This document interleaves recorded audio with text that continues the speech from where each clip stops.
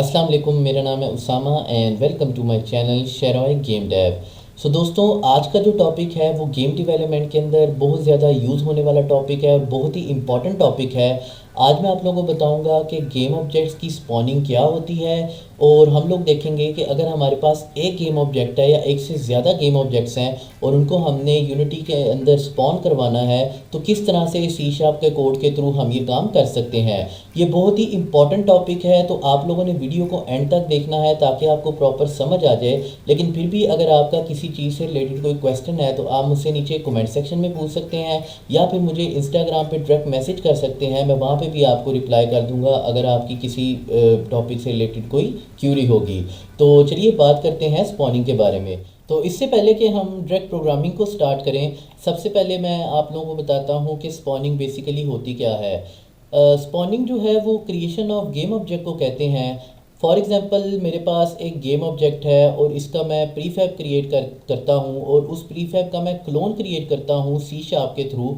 तो वो जो क्लोनिंग होगी उसी को हम स्पॉनिंग कहते हैं। अब वो क्लोनिंग किस तरह से होती है, हमारे पास एक बिल्ट इन मेथड होता है इंस्टेंशिएट के नाम से, और उस इंस्टेंशिएट मेथड के थ्रू हम प्रीफैब का क्लोन बनाते हैं और इसी को हम स्पॉनिंग कहते हैं। तो आइए देखते हैं कि यूनिटी में ये काम किस तरह से होता है। तो सबसे पहले मैं क्या करता हूँ कि यहाँ पे मैं एक फ़ोल्डर क्रिएट कर लेता हूँ प्रीफैब्स का, और यहाँ पे मैं अपने प्रीफैब्स रखूँगा।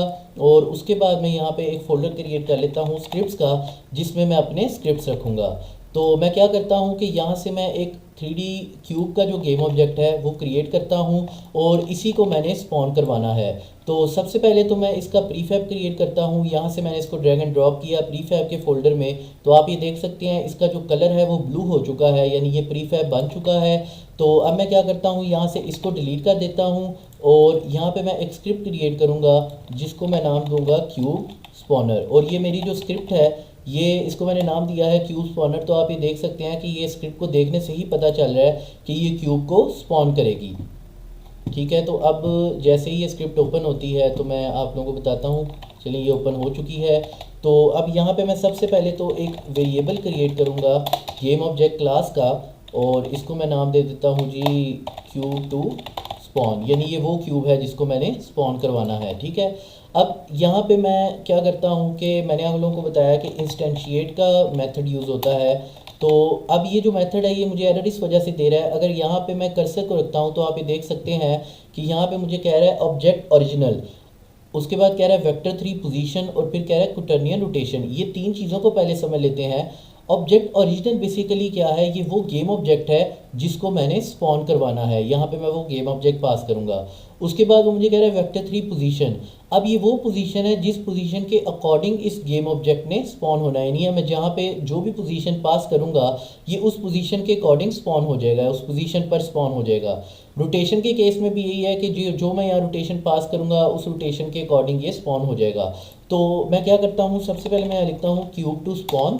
ठीक है, उसके बाद मैं यहाँ लिखता हूँ transform dot position, transform dot position, और फिर मैं लिखूँगा ट्रांसफॉर्म डॉट रोटेशन। ठीक है, अब ये ट्रांसफॉर्म डॉट पोजीशन को अगर मैं आप लोगों को समझाऊँ तो ये बेसिकली क्या है कि मेरी ये जो स्क्रिप्ट है ये किसी ना किसी गेम ऑब्जेक्ट के ऊपर मैंने लगानी है।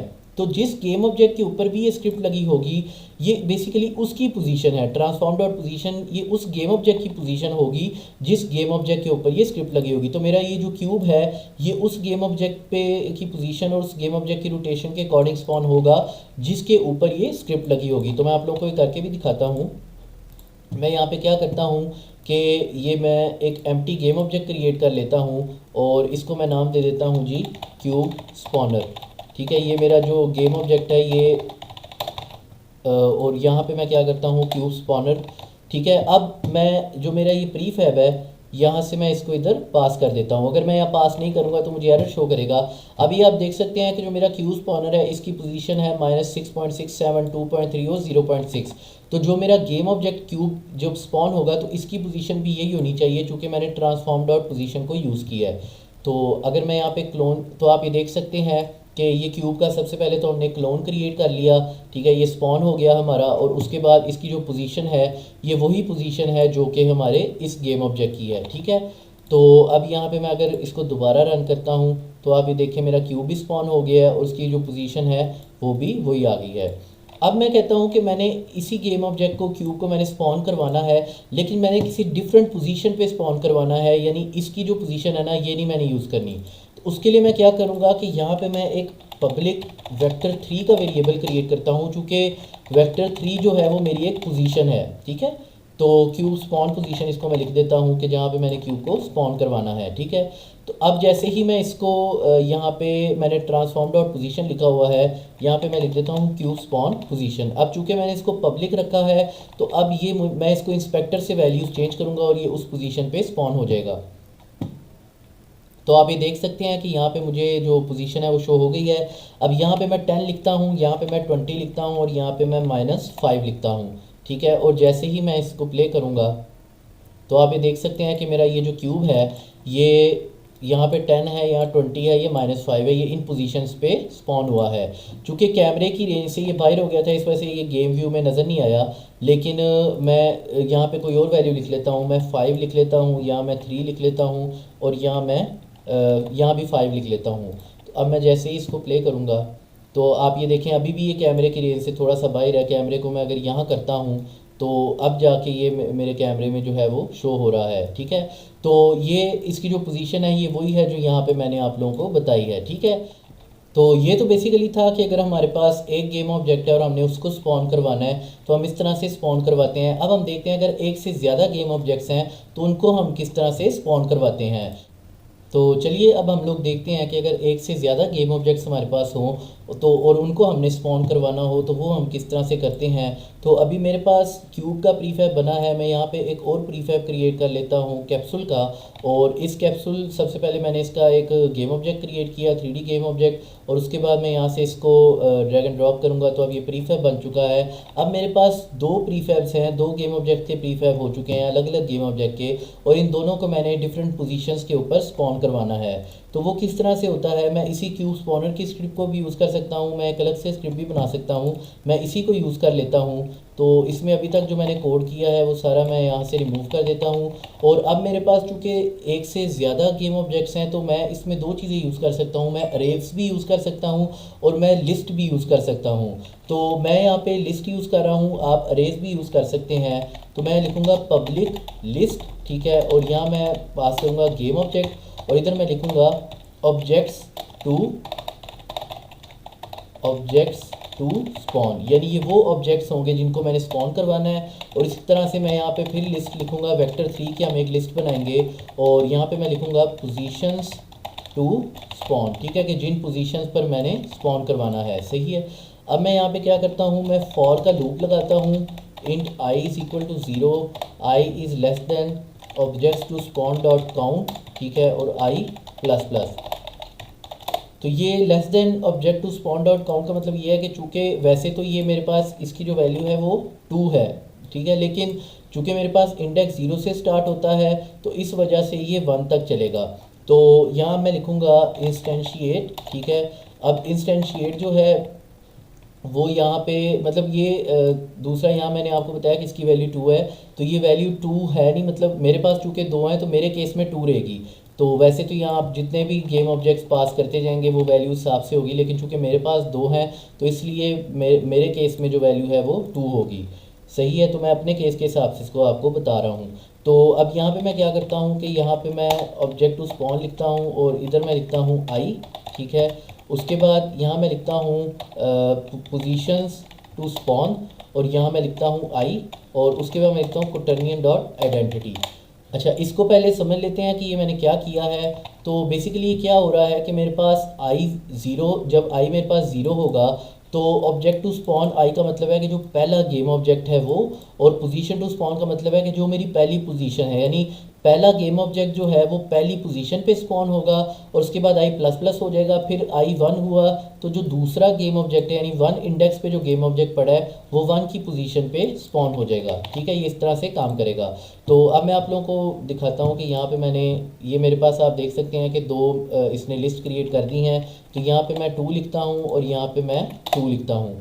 अब यहाँ पे मैंने क्या करना है कि यहाँ मैं पास कर देता हूँ क्यूब को, ठीक है, और यहाँ मैं पास कर देता हूँ कैप्सूल को। अब इधर मैं लिखता हूँ 4, 3 और 2 और यहाँ मैं लिखता हूँ 5, 6 और 7, ठीक है। तो अब ये जैसे ही मैं इसको प्ले करूँगा तो यहाँ पे मैंने पहले की पोजीशन यानी क्यूब जो है वो होना चाहिए 4 3 2 पे और कैप्सूल स्पॉन होना चाहिए 5 6 7 पे। तो आप ये देखें कि मेरा जो क्यूब है ये स्पॉन हुआ है 4 3 2 पे और मेरा जो कैप्सूल है ये स्पॉन हुआ है 5 6 7 पे, ठीक है। तो ये तो मैंने आप लोगों को बताया कि पोजीशन किस तरह से होती है। मैं चाहता हूँ कि मैं इनकी रोटेशंस को भी अपनी मर्ज़ी से चेंज करूँ। तो वो किस तरह से होगा कि यहाँ पे मैं एक और लिस्ट के थ्रू ही कर लेते हैं इसको, ठीक है।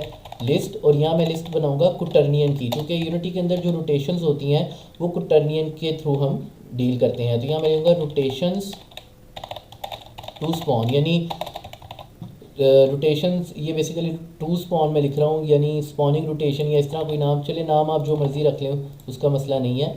अब यहाँ मैं लिखूँगा रोटेशंस टू स्पॉन, ठीक है, और इधर मैं आई लिख दूँगा। अब पहला जो है वो पहली के अकॉर्डिंग रोटेट हो जाएगा और दूसरा जो है वो दूसरी के अकॉर्डिंग रोटेट हो जाएगा। तो अब यहाँ पे मैं क्या करता हूँ कि अगर यहाँ पे मैं 2 लिखता हूँ तो आप ये देखें कि ये मुझसे इसमें सबसे पहले पूछ रहा है कि एक्स में कितना रोटेट करवाना है, वाई में, जेड में कितना और ये डब्ल्यू में। तो मैं यहाँ लिखता हूँ 4, ठीक है। उसके बाद मैं लिखता हूँ 5 और यहाँ मैं लिख देता हूँ जी 7, ठीक है। मैं थोड़ी थोड़ी वैल्यूज़ दे रहा हूँ। उसके बाद यहाँ पे मैं लिखता हूँ 2, यहाँ मैं लिखता हूँ 10 और यहाँ मैं कहता हूँ जेड में ये 90 में रोटेट हो जाए, ठीक है। तो अब जैसे ही मैं इसको रन करूँगा तो आप ये देखें कि ये जो क्यूब है ये थोड़ा सा रोटेट हो गया, यानी इसकी जो रोटेशन अब बेसिकली जो मैंने वैल्यूज़ यहाँ पे दी हैं ये कुटर्नियन वैल्यूज़ हैं, ठीक है। लेकिन उसने उसको ये जो वैल्यूज़ ले रहा है ये बेसिकली यूलर एंगल्स हैं, ठीक है। तो ये थोड़ा सा कम्प्लेक्सिटी में चला जाएगा, अगर मैं आपको अभी समझाऊंगा ये मैं इंशाल्लाह आने वाली वीडियोस में आपको बताऊंगा। लेकिन अभी मैंने आपको ये बताया कि जो रोटेशंस हैं वो किस तरह से आप चेंज कर सकते हैं। तो यही थी मेरी आज की वीडियो। आई होप सो कि आज की वीडियो आपको काफ़ी इंटरेस्टिंग और मज़ेदार लगी होगी। चैनल पे न्यू है तो चैनल को सब्सक्राइब कीजिए और साथ वाले बेल आइकन को भी प्रेस कर दीजिए ताकि आपको हर वीडियो का नोटिफिकेशन टाइम पे रिसीव हो जाए। आई होप सो कि आपको आज का जो टॉपिक है उसकी प्रॉपर समझ आई होगी। लेकिन फिर भी अगर कोई क्वेश्चन है तो नीचे कमेंट सेक्शन में पूछ सकते हैं आप मुझसे, या फिर इंस्टाग्राम के ऊपर मुझे मैसेज आप डायरेक्ट कर सकते हैं और वहाँ पर भी मैं आपको उसका रिप्लाई कर दूँगा। तो मिलते हैं आपसे अगली वीडियो में, तब तक के लिए टेक केयर, थम्स अप, अल्लाह हाफिज़।